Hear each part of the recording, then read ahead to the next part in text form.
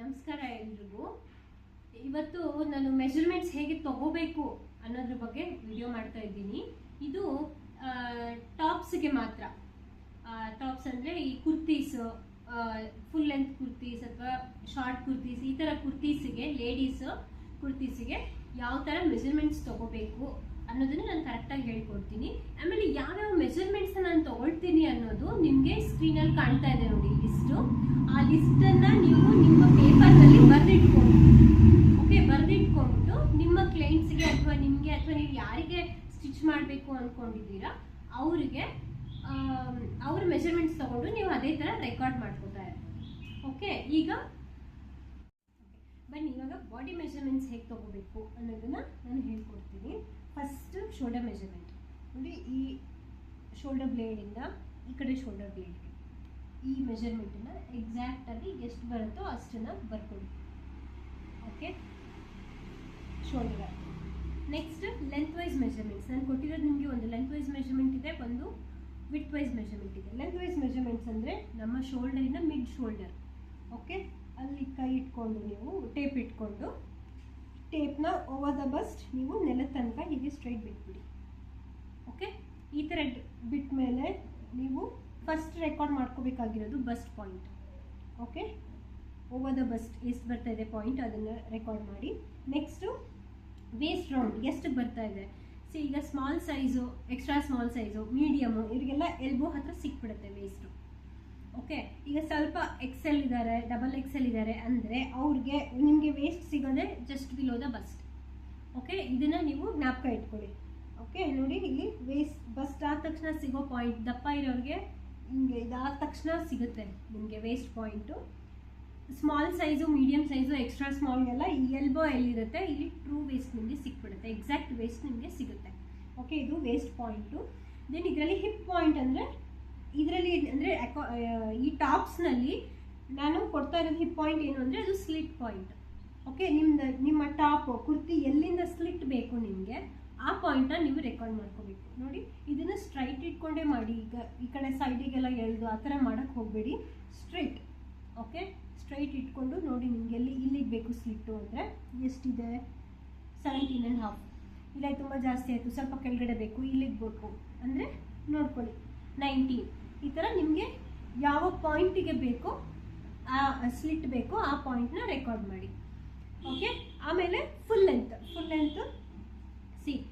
ಇದನ್ನು ಬಿಡಕ್ಕೆ ಹೋಗಬೇಡಿ, ಇದು ಇಲ್ಲಿ ಸಿಗುತ್ತೆ. ಆಮೇಲೆ ಈ ಪಾಯಿಂಟನ್ನು ಇಟ್ಕೊಂಡು ಅಂದರೆ ಇದು ನಿಮಗೆ ನೀವು ಮೆಜರ್ಮೆಂಟ್ಸ್ ತೊಗೊಳೋದು ಇದು ಸ್ವಲ್ಪ ಕಷ್ಟ ಆಗುತ್ತೆ, ಬಟ್ ನೀವು ಕ್ಲೈಂಟಿಗೆ ತೊಗೊಳೋದು ಏನು ಪ್ರಾಬ್ಲಮ್ ಆಗಲ್ಲ. ಓಕೆ, ಅವರಿಗೆ ಬಗ್ಲಿಕ್ಕೆಲ್ಲ ಹೇಳಬೇಡಿ, ಸ್ಟ್ರೈಟಾಗಿ ನಿಂತ್ಕೊಂಡಿರಲಿ. Over the bust straight. ನಿಮಗೆ ಎಷ್ಟು ಲೆಂತ್ ಬೇಕು ನೀವೇ ತೊಗೊಳ್ತಾ ಇರೋದಾದರೆ ಇದನ್ನು ಅಲ್ಲಾಡಕ್ಕೆ ಬಿಡಬೇಡಿ, ಈ ಟೇಪ್ನ ಬಿಗಿಯಾಗಿ ಇಟ್ಕೊಂಡು ಆಮೇಲೆ ನೀವು ನೋಡಿ ನಿಮಗೆ ಎಷ್ಟು ಬೇಕೋ ಲೆಂತು ಆ ಲೆಂತ್ನ ರೆಕಾರ್ಡ್ ಮಾಡಿ. ಓಕೆ, ಇದು ಫುಲ್ ಲೆಂತ್ ಆಯಿತು, ಕುರ್ತಾದ ಫುಲ್ ಲೆಂತು. ಇದಿಷ್ಟು ನಮ್ಮ ಲೆಂತ್ ಮೆಜರ್ಮೆಂಟ್ಸ್ ಆಯಿತು. ಈಗ ವಿಡ್ತ್ ಮೆಜರ್ಮೆಂಟ್ಸ್ ತೊಗೋಬೇಕು. First one chest round.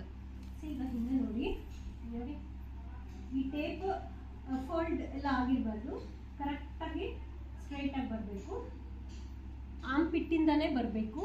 ಈ ಮೆಜರ್ಮೆಂಟ್ನ ನೀವು ರೆಕಾರ್ಡ್ ಮಾಡ್ಕೊಳ್ಳಿ. ಇದು ಚೆಸ್ಟ್ ರೌಂಡ್.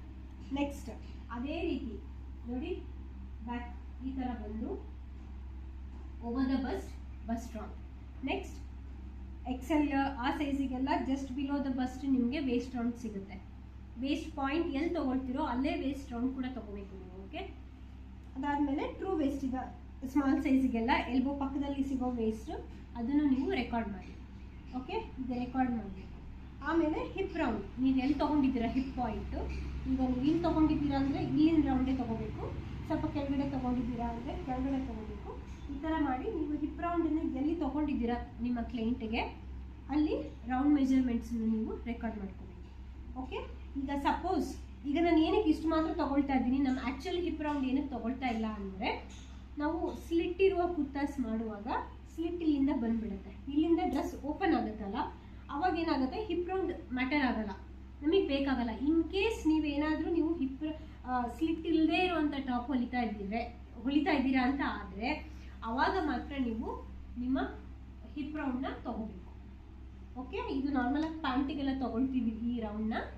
ಟಾಪಿಗೆ ಬೇಕಾಗಲ್ಲ, ಯಾಕಂದರೆ ಸ್ಲಿಟ್ ಇರುತ್ತೆ. ಸ್ಲಿಟ್ ಇಲ್ಲ ಅನ್ನುವಾಗ ಮಾತ್ರ ನಿಮಗೆ ಈ ಹಿಪ್ ರೌಂಡ್ ಕೂಡ ತೊಗೋಬೇಕು. ಓಕೆ, ಇಷ್ಟಾಯಿತು. ಇವಾಗ ನಿಮಗೆ ಆರ್ಮ್ ರೌಂಡ್ ತೊಗೊಳ್ಬೇಕು. ಈ ಥರ ಓವರ್ ದ ಶೋಲ್ಡರ್ ಹಾಕಿ ಆರ್ಮ್ ಪಿಟ್ಟಿಂದ ಒಂದು ಸರ್ಕಲ್ ತೊಗೊಳ್ಳಿ. ಓಕೆ, ಈ ರೆಕಾರ್ಡ್ ಮಾಡ್ಕೊಳ್ಳಿ ಈ ಮೆಜರ್ಮೆಂಟ್ನ. ಇದು ನಿಮ್ಮ ಆರ್ಮ್ ರೌಂಡ್. ಇದೆಲ್ಲ ಸ್ವಲ್ಪ ತುಂಬ ಇಂಪಾರ್ಟೆಂಟ್ ಇವೆಲ್ಲ. ಓಕೆ, ಆರ್ಮ್ ರೌಂಡ್ ಆದಮೇಲೆ ಬೈಸೆಪ್ಸ್.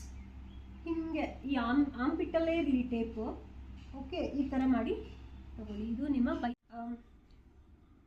ಬೈಸೆಪ್ಸ್ ಆಯ್ತಲ್ಲ. ಈಗ ನೆಕ್ಸ್ಟು ಸ್ಲೀವ್ ಲೆಂತ್.